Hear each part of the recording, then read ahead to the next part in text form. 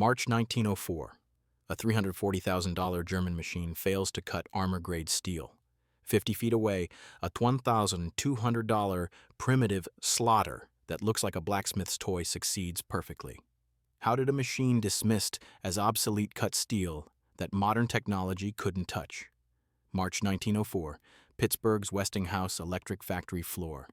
Two cutting stations face the same impossible job. On the left, a $340,000 German Heinemann horizontal boring mill, the most advanced precision machining center money could buy in 1904.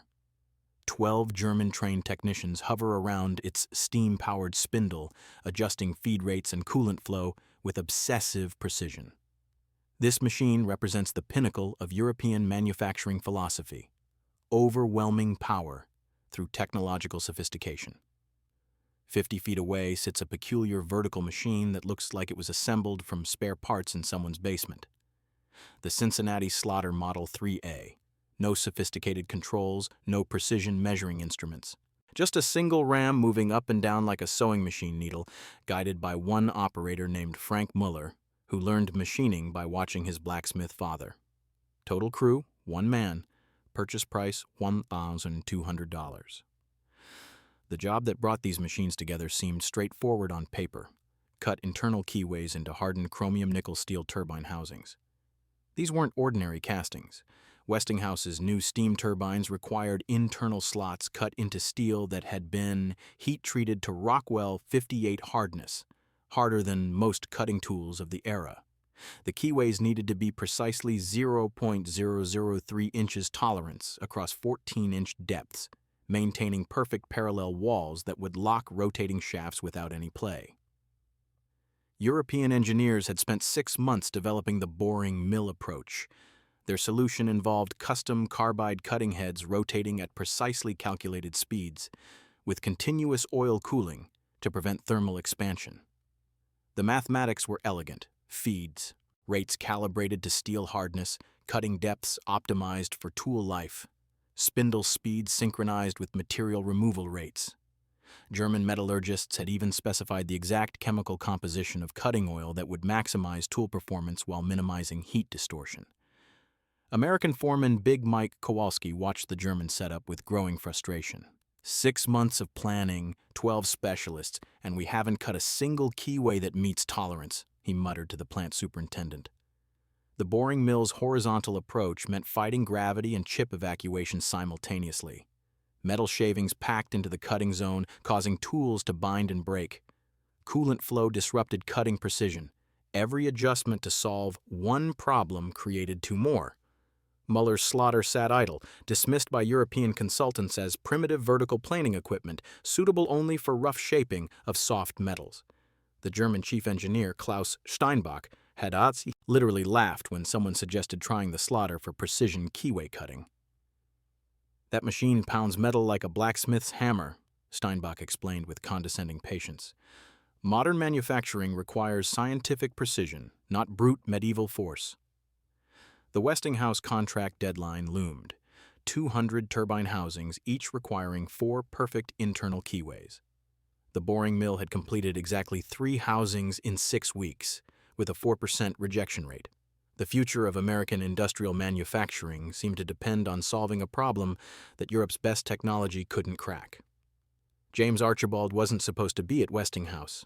As Cincinnati Machine Tool Company's field service representative, his job was maintaining existing equipment, not solving manufacturing crises. But when Big Mike Kowalski called about that old slaughter collecting dust in Building 7, Archibald drove overnight from Ohio with a proposition that would challenge everything European engineers believed about precision metalworking.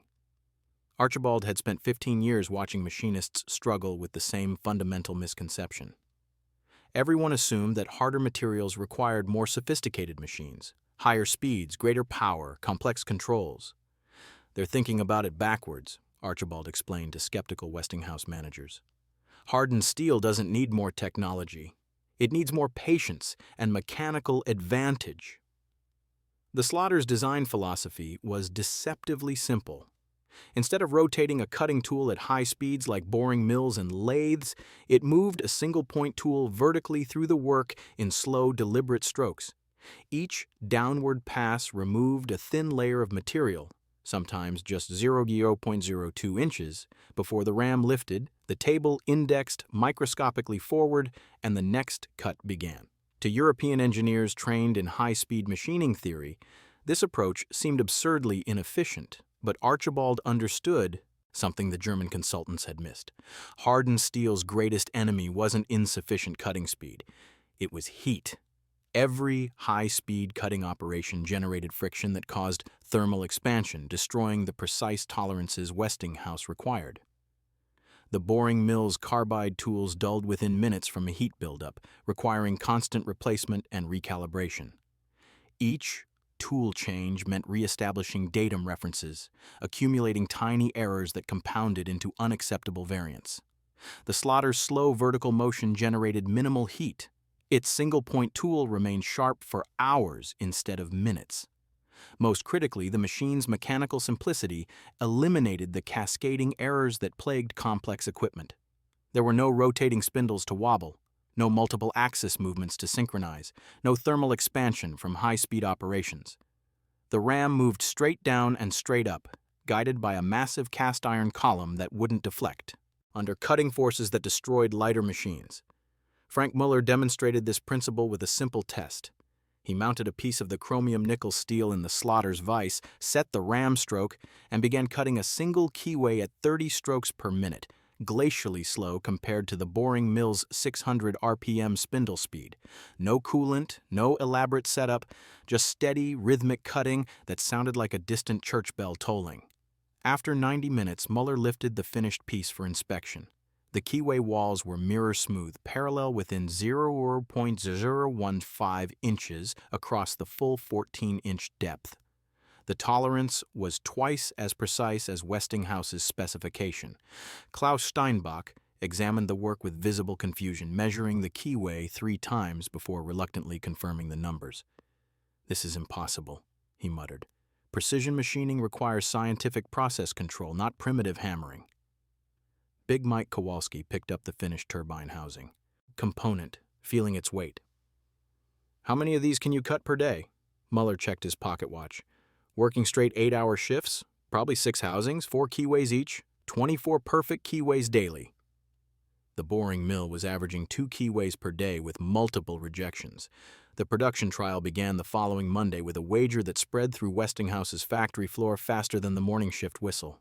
Klaus Steinbach bet $500, nearly 6 months' wages for a skilled machinist, that Mueller's slaughter couldn't maintain precision across 10 consecutive turbine housings.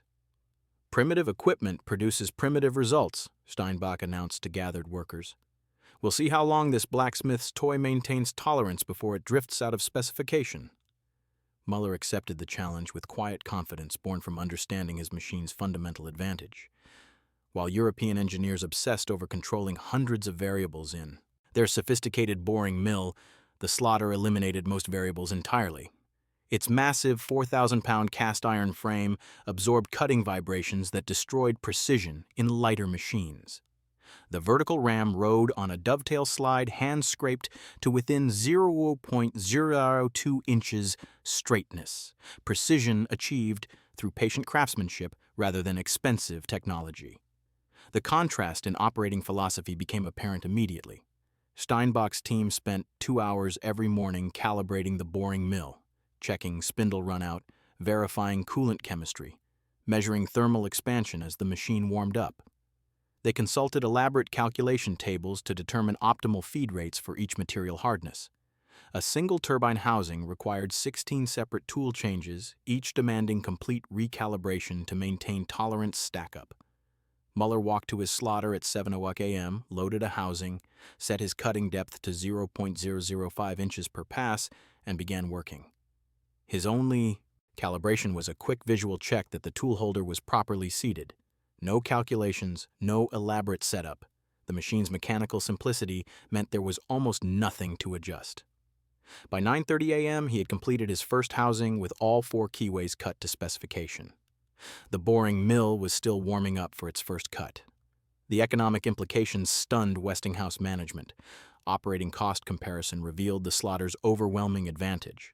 Mueller consumed $1.80 in electricity and cutting tools per housing. The boring mill burned $7 in steam power, coolant, and carbide tooling for work that met specification less than 6% of the time. Labor costs were even more dramatic. 1 machinist versus 12 specialists, with Mueller actually producing higher quality work. By Wednesday afternoon, Mueller had completed 15 turbine housings, 60 perfect keyways, without a single rejection. Steinbach's boring mill had produced 4 housings, 3 of which failed inspection. The German engineer's confidence began cracking as he watched Mueller work with the steady rhythm of a craftsman who trusted his machine completely. Industrial efficiency expert Frederick Taylor visited the factory floor Thursday morning, stopwatch in hand, timing both operations. His observations would later influence American manufacturing philosophy. The German approach represents sophisticated complexity attempting to overcome material resistance through technological force. The American slaughter demonstrates mechanical intelligence, using the material's own properties to guide the cutting process rather than fighting against them. What nobody yet understood was that Mueller's success contained the seeds of a crisis that would threaten to destroy the slaughter's reputation permanently. The chromium-nickel-steel Westinghouse used for these turbines was actually their soft grade, Rockwell 58 hardness. The next contract would specify steel at Rockwell 62, a hardness that turned cutting tools to powder and broke machine components designed for conventional materials. The crisis arrived in a wooden crate from Bethlehem Steel on a cold November morning in 1904. Westinghouse's new Navy contract required turbine housings machined from experimental armor-grade steel, the same material protecting battleship hulls from artillery shells. The specification sheet listed Rockwell 62 hardness with chromium-vanadium alloy content that made previous materials seem soft as butter. Bethlehem's metallurgists had included a warning note: "This steel has destroyed every cutting tool we've tested. Recommend mechanical operations be limited to grinding only." Klaus Steinbach saw vindication approaching. "Now we'll discover the limits of primitive vertical hammering," he told Westinghouse managers with barely concealed satisfaction. "Armor steel requires the most advanced European machining technology. That antique slaughter will shatter its tool on the first pass." He proposed importing a new German grinding machine specifically designed for hardened materials. Cost $89,000, delivery time 6 months. The Navy deadline allowed no such delay.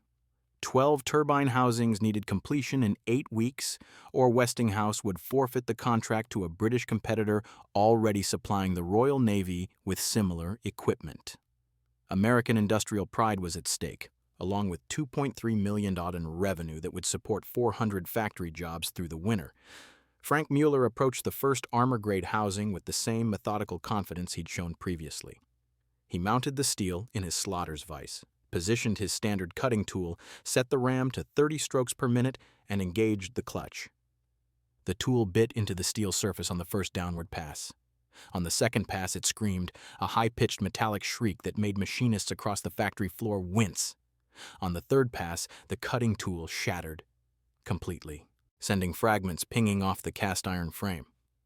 Mueller tried a carbide tool, the hardest cutting material available in 1904, imported from Germany at $45 per piece. It lasted 7 passes before the cutting edge chipped away, leaving the tool holder empty and the keyway barely scratched. He attempted high-speed steel tools hardened to Rockwell 65, theoretically harder than the work material. They dulled within minutes, the cutting edges crushed by the armor steel's crystalline structure. By week's end, Mueller had destroyed $340 worth of cutting tools, more than the slaughter's original purchase price, without completing a single keyway. Steinbach's boring mill fared even worse. The armor steel's hardness created such enormous cutting forces that the horizontal spindle flexed, causing tools to grab and shatter violently. One carbide insert broke so catastrophically that fragments penetrated the machine's cast-iron housing, requiring 3 days of repair. Big Mike Kowalski stood beside the pile of broken tools, his weathered face showing concern that went beyond this single contract. "If we can't cut this steel, American manufacturing loses Navy contracts to European suppliers who've been working hardened materials for decades, he explained to James Archibald. We need a solution that doesn't exist yet, and we need it in 6 weeks. The Westinghouse factory floor fell silent as word spread. The slaughter had finally met material it couldn't conquer. European technological sophistication would triumph after all, proving that American mechanical simplicity had limits that only scientific precision could overcome. Frank Muller didn't sleep that weekend. In his small apartment above a Pittsburgh butcher shop, he sat at his kitchen table sketching designs by lamplight, remembering lessons his blacksmith father had taught him 30 years earlier in their German village forge. "Steel has memory, Frank," his father had said while shaping a plow blade. "Heat makes it forget its hardness. Cold makes it remember. You don't fight steel's nature, you work with what it wants to become." Monday morning, Muller arrived at the factory carrying a peculiar bundle wrapped in oilcloth, hand-forged cutting tools he'd spent the weekend creating in his landlord's coal-fired furnace. But more importantly, he brought a modification proposal that would transform the slaughter from a simple cutting machine into something Westinghouse engineers had never imagined. "We've been thinking about this wrong," Muller explained to James Archibald and Big Mike Kowalski. "Armor steel is too hard to cut cold, but it's not too hard to cut hot." He proposed installing a small oxyacetylene torch mounted just ahead of the cutting tool, moving with the ram. The flame would heat the steel immediately before the cutting edge arrived, not enough to destroy the material's hardness properties, but sufficient to temporarily soften the crystalline structure at the precise cutting point. Steinbach laughed outright when he heard the proposal. "You want to turn a precision machine tool into a blacksmith's forge? This is exactly the primitive thinking that proves European manufacturing superiority. Temperature introduces uncontrollable variables, thermal expansion, metallurgical changes, distortion. You'll destroy any possibility of maintaining tolerance." But Archibald understood Muller's insight. The armor steel's hardness came from its crystalline structure locked in place by heat treatment. A focused flame could temporarily disrupt that structure at the molecular level, allowing the cutting tool to pass through before the steel cooled and rehardened. The total heat exposure would be milliseconds, brief enough to prevent bulk temperature rise that caused dimensional changes. The modification took 3 days to implement. Muller and Archibald mounted a precision torch assembly to the slaughter's ram, fed by tanks of oxygen and acetylene controlled through pressure regulators. The flame played across the steel surface exactly 0.125 inches ahead of the cutting tool, creating a moving zone of softened material that the edge could penetrate. The first test cut was scheduled for Thursday afternoon. Westinghouse management gathered to watch, along with Klaus Steinbach and his German engineering team. Navy contract representatives attended as well, their presence adding pressure. If this failed, American manufacturers would lose credibility for future military projects. Muller positioned an armor-grade housing, lit the torch, adjusted the flame to a precise neutral temperature, and engaged the slaughter's clutch. The cutting tool descended into steel that had destroyed every previous attempt. This time, instead of shattering or screaming, the tool sliced through the heated zone cleanly, leaving behind a smooth-cut surface that cooled instantly as the tool passed. The ram cycled upward. The table indexed forward microscopically. The torch and tool descended again, cutting another thin layer. The process continued with hypnotic rhythm: flame, cut, lift, index, flame, cut, like a blacksmith's hammer striking hot iron, but with machinist precision. After 90 minutes, Muller lifted the housing from the vise. The keyway was perfect. Walls parallel within 0.02 inches, surface finish smooth as glass, dimensional accuracy matching the easier steel he'd cut previously. The armor-grade material had been conquered not through more sophisticated machinery, but through understanding steel's fundamental nature. The flame-assisted slaughter transformed American precision manufacturing overnight, but not through the path anyone expected. Within weeks, Muller had completed all 12 Navy turbine housings, 48 perfect keyways cut through armor steel that defeated Europe's most advanced machinery. Westinghouse's production costs dropped by 73% compared to projected expenses using conventional methods. The Navy was so impressed, they expanded the contract to 30 additional units. Klaus Steinbach faced a professional crisis that challenged everything his engineering education had taught him. He'd been trained at Berlin's prestigious Technische Hochschule, where professors emphasized mathematical precision and controlled variables. Muller's flame-assisted cutting seemed like controlled chaos, introducing heat into a process that demanded thermal stability using simple mechanical movement to accomplish what required sophisticated spindle control. But the performance data was undeniable. Steinbach spent 3 days measuring Muller's work with German precision instruments. Every dimension met specification. Surface finish quality exceeded requirements. Tool life increased 15-fold because the cutting edge never encountered the full hardness of untreated armor steel. The process was repeatable, predictable, and produced zero scrap, qualities German engineering valued above all else. This shouldn't work. According to metallurgical theory, Steinbach admitted to colleagues, localized heating should create distortion, residual stresses, grain structure changes. Yet measurements show none of these problems. The American has discovered something our textbooks didn't teach.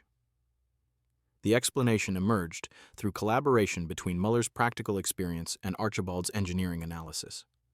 The torch's brief heating, less than 2 seconds before cutting, affected only the surface layer where material removal occurred. By the time the cutting tool passed, the steel beneath remained cold, acting as a massive heat sink that instantly drew away thermal energy. The result was a moving zone of softened material surrounded by unchanged base metal, like cutting through butter while leaving the block beneath frozen solid. Frederick Taylor documented the innovation for the American Society of Mechanical Engineers, recognizing it as a fundamental shift in manufacturing philosophy. European methodology seeks to control all variables through increasingly complex machinery, Taylor wrote.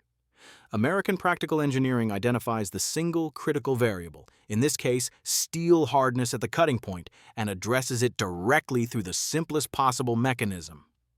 Orders for flame-assisted slotters flooded Cincinnati Machine Tool Company. Armor manufacturers wanted them for cutting hardened plate. Tool and die makers needed them for machining high-speed steel. Locomotive builders required them for cutting keyways in heat-treated axles. Within 6 months, Cincinnati had a 12-month backlog of orders. Each machine sold commanding premium prices because no other manufacturer offered comparable capability. But the technology's most significant impact appeared where few expected, in the training of American machinists. European apprenticeships required 5 years of study to master complex machine operation. Muller's flame-assisted slotter could be operated competently after 3 weeks of training, democratizing precision metalworking in ways that would reshape American industrial capacity. What nobody yet understood was that this democratization would create a crisis far more threatening than material hardness. It would challenge the very definition of skilled craftsmanship and provoke a confrontation between traditional expertise and accessible innovation. The final vindication came not from a single dramatic event, but from a quiet revolution that transformed American industrial capacity between 1904 and 1907. Flame-assisted slotters appeared in factories across Pennsylvania, Ohio, and Michigan, cutting keyways in materials that European machinery couldn't touch, operated by machinists who would never have qualified for traditional apprenticeships. Klaus Steinbach made a decision that shocked his German colleagues. In spring 1905, he resigned from Westinghouse's European consulting team and asked Frank Mueller to teach him the flame-assisted cutting process. "I spent 20 years learning to make machines more complex," Steinbach explained. "You showed me that making them more intelligent is what matters." The collaboration between German theoretical knowledge and American practical innovation produced unexpected advances. Steinbach's understanding of metallurgy helped optimize flame temperatures for different steel alloys. Muller's mechanical intuition refined torch positioning for various cutting operations. Together, they developed a comprehensive operating manual that became the standard reference for precision machining of hardened materials. By 1907, Cincinnati Machine Tool Company had sold 340 flame-assisted slotters, generating revenue that dwarfed their entire previous product line, but the impact extended far beyond equipment sales. American manufacturers could now accept contracts that required machining hardened materials, competing directly with European suppliers who had monopolized such work. For decades, Navy contracts, railway equipment, power generation, sectors that had depended on imported European machinery now flourished, using American-built equipment operated by American-trained workers. The economic implications reshaped global manufacturing dynamics. James Archibald calculated that flame-assisted cutting reduced the cost of machining hardened steel by 68%, compared to conventional methods. This cost advantage allowed American manufacturers to underbid European competitors consistently, shifting industrial contracts westward across the Atlantic. British and German machine tool makers scrambled to develop equivalent technology, but Cincinnati's 3-year head start and Muller's practical refinements gave American manufacturing an advantage that would persist for decades.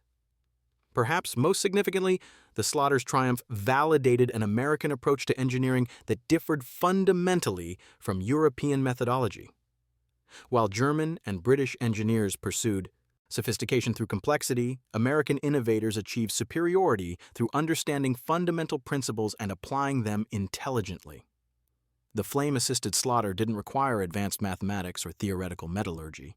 It required recognizing that steel's hardness wasn't an immovable obstacle, but a property that could be temporarily modified at precisely the right moment. Frank Muller never became wealthy from his innovation. He continued working at Westinghouse until retirement in 1934, operating the same slaughter that had proven armor steel could be cut. But his contribution reshaped American manufacturing capability at a critical moment when industrial independence from European technology determined national prosperity. The machine that machinists had mocked in 1904 became the foundation for precision metalworking that American manufacturers would refine throughout the 20th century, not through overwhelming technological force, but through mechanical intelligence that recognized problems don't always require complex solutions. They require understanding what truly matters and addressing it directly. The 1904 slaughter had cut steel that CNC machines of later eras would program around rather than through, proving that innovation often comes not from adding complexity, but from subtracting everything that doesn't serve the fundamental purpose. Cutting metal precisely, efficiently, and repeatably, regardless of how hard that metal tried to resist.